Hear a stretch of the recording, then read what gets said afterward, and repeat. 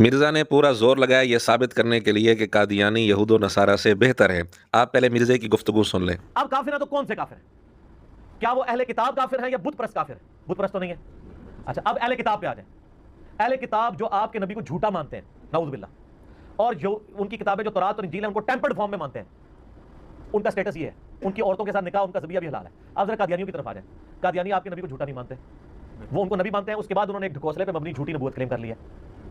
یہ ایک چیز ان کو یہود و نصارہ سے بہتر کر دیتی ہے۔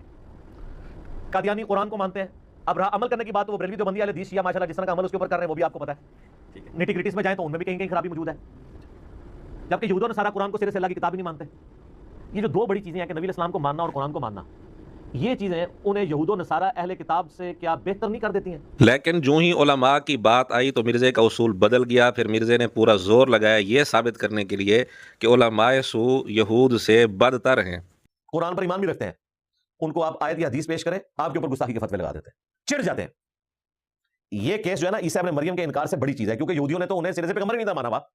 یہ جو آج کے ہمارے علماء سو ہیں نا، یہ تو اس پیغمبر کو مانے ہوئے ہیں، قرآن کو مانے ہوئے ہیں، اس کے باوجود ان کی دشمنی کا لیول یہ ہے کہ چڑ جاتے ہیں۔ یہودیوں کا چڑنا تو سمجھ میں آتا ہے کہ انہوں نے تو عیسیٰ ابن مریم کا انکار کر دیا نا، جان چھڑوا لی اور کہا کہ یہ بندہ ہی وہ نہیں ہے۔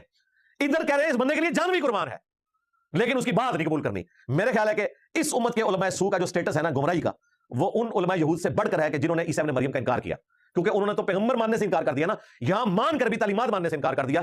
اگر وہ کفر ہے تو یہ منافقت ہے، اور منافقت کفر سے بڑھ کر ہے۔ قرآن کا فتویٰ ہے کہ منافقین سب سے نچلے درجے میں ہوں گے۔ اب مرزے کے شاگرد صرف یہ بتا دیں کہ ان دو اصولوں میں سے کون سا اصول صحیح ہے اور کون سا غلط ہے۔